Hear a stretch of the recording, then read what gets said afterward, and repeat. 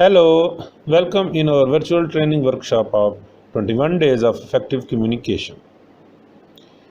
Today our topic is listening. Now let's start with the name of Almighty Allah, the most gracious, the most merciful. The habit we will talk about in today's training is the habit of listening. Listening is a key to all effective communications. It is the ability to receive and interpret messages precisely in the communication process. In this lecture, we will talk about what is the habit of listening, how to adopt it, along with its practice and some useful tip that will help you to adopt this habit effectively.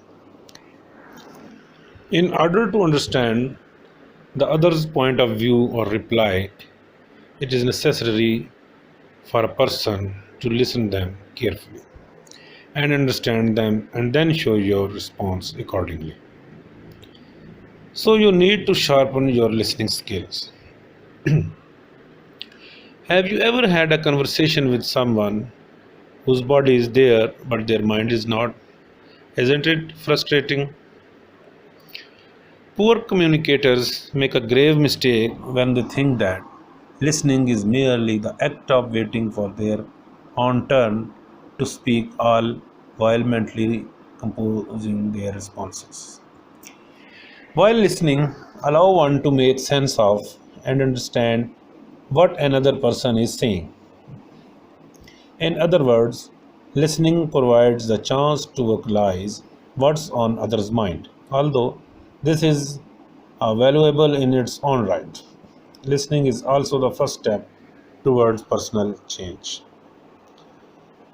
Physiotherapist Carl Rogers, one of the most influential psychologists of the 20th century, noted that when someone gives us the chance to talk about what has happened to us and how we feel about it, we start to realize the best way to change our thoughts and behaviors.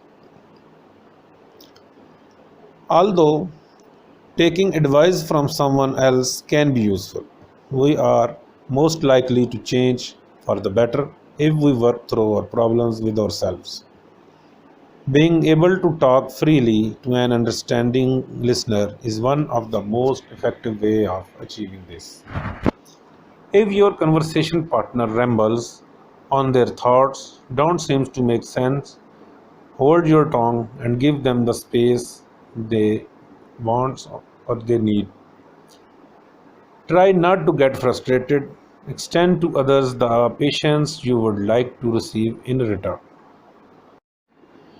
Now I am going to give you some useful tips that will help to improve your listening skills and make you a good listener. Always nodding and saying oh and I see, although they are short, unobtrusive signals, but they encourage further disclosure.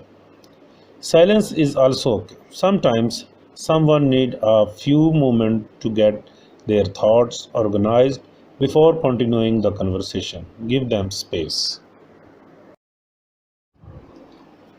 When you learn to listen properly, you will be amazed to discover that a lot of people desperately want someone to slow down and hear what they have to say or want to say.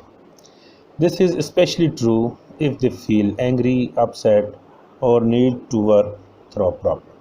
One of the most useful, fundamental, and difficult listening skill of all is to keep quiet and let the other person hold the floor. If you are dealing with an angry or frustrated individual, they won't be able to think clearly until they have offloaded everything that's on their mind. To some extent, every one of us is a psychologist.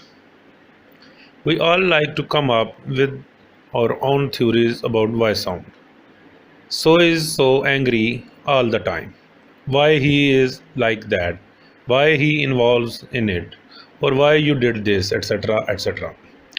Analyze away, but with your own time. When someone shares important information with you, do not speculate about their personal motivations or why they behave in a particular manner. At best, you will come across as a bit too nosy At worst, your conversation partner will feel patronized and angry with you. Even if you have been in the same situation or faced the same problems as someone else, do not offer your ideas or solutions unless they ask for them. There are few things more annoying than unwanted advice or suggestions. Resist the urge to tell them that you know exactly what they are going through. To put it bluntly, you don't. Two people can have a similar experience, yet their personality types, upbringing, and previous life events means that they will not experience the same emotions. If your conversation partner asks for your input, then go ahead, but gauge their response. If they appear open to your feedback, continue. However, if they start frowning, crossing their arms, or giving any indication that your advice isn't helpful or welcome, then stop and ask whether they want you to continue or not. Remember, no one is obliged to follow your recommendations. Put your ego aside. Once you have contributed, it's up to the other person to strategize their next move. Furthermore, they may not be debugging the whole story, and they will need to take other facts and considerations into account when drawing up a plan of action. You may have heard that repeating someone's words back to them shows that you have been listening them. This is true, but to some extent. A fine line exists between reflecting and understanding and quoting someone's verbatim. I'll use an example to illustrate the concept. Suppose that your friend said the following: I have been feeling quite lonely lately. It seems like my family doesn't care what I am doing or whether I am even happy. Here are two potential replies. Which do you think would help your friend feel truly heard, and which would make them feel really annoyed? So you feel like that they aren't giving you much attention right now, or you have been feeling lonely lately and like your family doesn't care what you are doing.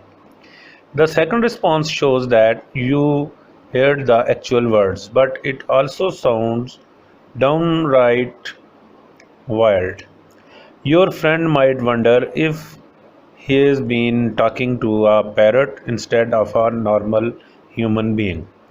I prefer the first response since it reflects an absorption of the meaning behind the word in addition to the word themselves. We all tend to view the world through the lens of our own preferences and experiences. For example, if you are close to your parents and enjoy talking to your mother on the phone every week, you are likely to be upset on someone else's behalf if they tell you that their own mother is very ill. But if your conversation partner happens to have a distant relationship with their parents, they probably won't expect an overly sympathetic reaction. In fact, your sympathy might make them feel uncomfortable. What's the lesson there? Do not project your own feeling onto someone else. Let them tell you what a situation means for them personally. Under no circumstances should you tell them how you feel. Accept anyone's differences, and then no one will react in exactly the same way under the same circumstances. Face the speaker and try to maintain an eye contact. When you are speaking with someone and he is scanning the room, studying a computer screen, or gaze the windows, then how much you disturbed, how much of the person divided attentions you can bother. At a time, you have to say, Look at me when I am talking to you. But you can say this only to your kids or subordinates. Otherwise, you have to be quiet and or leave the conversation. After making an eye contact to someone, be attentive and relaxed and behave like a normal person. Try not to focus on the speaker's accent or speech mannerism to the point where they become distractions. Finally, don't be distracted by your own thoughts, feelings, or biases. Always allow your mind to create a mental model of the information being communicated. Whether a literal picture or an arrangement of abstract concepts, your brain will do all the necessary work if you stay focused, with senses fully alert. When listening for long stretches, concentrate on and remember keywords and phrases. Always try to ask relevant questions that ensures the speaker that you are listening him attentively. Or questions lead people in directions that have nothing to do with where they thought they were going. Sometimes we work our way back to the original topic, but very often we don't. Your challenge for today is to phone a friend or your relative or meet him you haven't seen or spoken for a very long time, and then use the conversation as an opportunity to practice your active listening skill. You may call him only for 20 minutes. You might be shocked to discover how often you slip into bad listening habits. Afterward, make an honest assessment of how you did. This exercise will give you bonus as you can build and improve your relationship with him, and on the other side, it will help you to recall the last time someone called you up unexpectedly and truly wanted to know how you were doing. Probably you may enjoy this practice, and maybe you could even make it a habit to phone them on a regular basis. Thank you very much. Here we finish this lecture on listening skills. We hope that you enjoyed much and learned a lot of new things with us. We are waiting for your valuable feedback. For more trainings and upcoming lectures, please subscribe our YouTube channel.